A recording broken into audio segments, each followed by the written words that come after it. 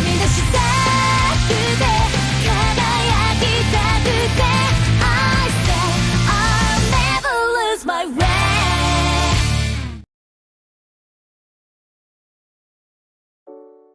Halo semuanya, selamat datang kembali di channel Tidak Pernah Lulus. Di video kali ini gue akan bahas Ultraman Omega episode terbaru, yaitu episode 4, yang dimana ini menjadi debutnya Rekinas Armor. Gak banyak yang bisa dibahas di video ini, karena episode kali ini bagus. Susah juga mau ngejelasinnya mana yang jeleknya kan. Jadi ya bahasnya singkat aja.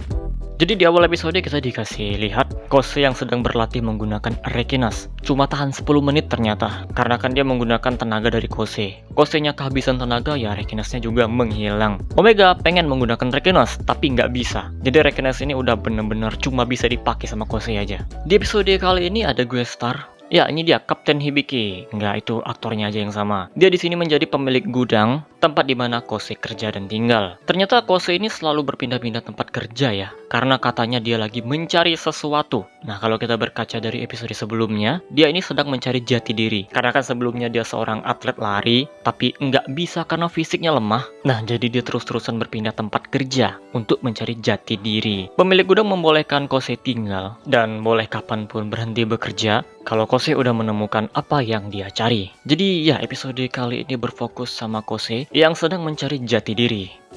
Kemudian Ayu menelpon Kose. Dia butuh bantuan Surapto karena ada tanda-tanda kemunculan kaiju. Surapto pergi ke sana sendirian, dan ini membuat Kose jadi kayak semacam, lah aku nggak berguna nih. Ya dia ngambek lah gitu. Nah di saat ngambek ini, dia dinasehati sama pemilik gudang. Singkatnya nasihatnya tuh kayak, ya orang tuh nggak bisa sendirian, harus ada pendukungnya. Meskipun pendukungnya tuh ya kayak kroco aja. Ya ibarat Kose inilah kan, Omega tuh Ultraman, sedangkan Kose siapa? Cuma manusia biasa. Nah, hal ini membuat Kose ingin membantu Omega. Singkatnya di sini kaiju yang dimaksud sama Ayu udah muncul. Katanya ini kaiju dari zaman purba. Spesies dinosaurus yang entah bagaimana berevolusi menjadi kaiju. Anehnya di sini Surapto nggak tahu tentang kaiju ini ya. Ini jadi pertanyaan, kok bisa dia nggak tahu? Karena semua kaiju yang muncul sebelumnya dia tahu semua. Rekinas juga sebenarnya tahu kan, cuma masih belum ingat. Tapi dia merasa kenal. Kemarin gue sempat mikir, kaijunya tuh dari luar angkasa. Pernah bertemu sama Omega, makanya dia tahu namanya. Tapi kok yang ini nggak tahu? Jadi apakah benar tuh tebakan gue? Kaiju-kaiju sebelumnya dari luar angkasa. Kalau yang ini pure dari bumi. Ya semoga ada kejelasan tentang inilah.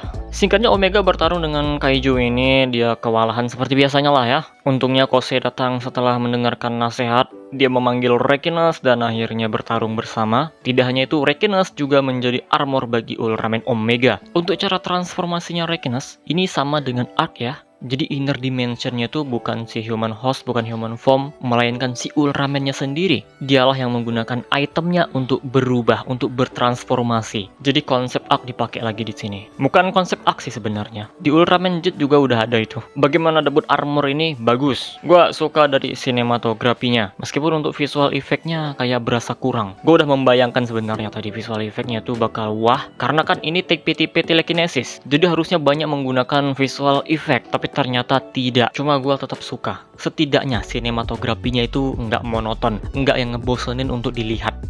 Koreografi oke-oke aja sih. Gue agak kurang bisa menilai tentang koreografi sih sebenarnya. Menurut gue kalau misalnya berantemnya sendiri udah enak dilihat ya berarti bagus, udah itu aja. Sama kayak musik, meskipun gue nggak ekspor, tapi kalau musiknya nyambung sama adegannya berarti bagus, udah gitu aja. Sebelumnya gue sempat bilang ya, waktu ngebahas 3 episode awal Omega, ada tuh musik-musik backgroundnya yang adegannya tuh kayak nggak nyambung. Kita butuh mencernanya dulu, nih kok musiknya kayak gini, adegannya kayak gini, nggak nyambung. Nah untuk yang ini nyambung. Ya itu aja yang bisa dibahas untuk debut armornya. Bagus, ya udah bagus. Mau gimana lagi? Terus yang perlu dibahas lagi, bingung juga sih kalau bagus kayak gini. Pembahasannya akan jauh lebih panjang kalau banyak yang jelek. Tapi yang ini bagus lah ya. Penulisannya rapi, interaksi antara si Kose, pemilik gudang, sama Surapto bener-bener nyaman untuk dilihat. Pesan-pesan yang ingin disampaikan ke penonton juga dapat. Jadi ya, pokoknya episode kali ini bagus. Nah, bagusnya lagi di sini ya, Omega atau Surapto udah nggak dibuat pelangap-pelongo lagi. Dia udah banyak sekali belajar, jadi udah nggak pelangap-pelongo. Menurut gua ini bagus, karena kalau dilanjutkan lagi pelangap-pelongonya, artinya tidak ada perkembangan karakter untuk Omega. Penulisnya, sutradaranya, kelupaan untuk mengembangkan karakternya. Lagian kalau jokes pelangap-pelongo itu dipakai terus, ya bakal bosen lah kita lihatnya. Nah, jadi itu dia pembahasan kali ini. Ultraman Omega episode 4, debutnya Rekinas Armor. Gue udah kasih tau pendapat gue tentang episode ini. Nggak ada protes ya sama sekali. Bagus lah ini, enjoy banget nontonnya. Cuma gue ada ekspektasi visual yang mewah ya, mengingat kekuatan dari foam ini. Ternyata tidak. Tapi meskipun begitu tetap bagus, karena sinematografinya ini tidak membosankan untuk dilihat. Yaudah, segini aja video kali ini. Komen aja di bawah pendapat kalian gimana. Kita close videonya seperti biasa. Terima kasih telah menonton and see you next time.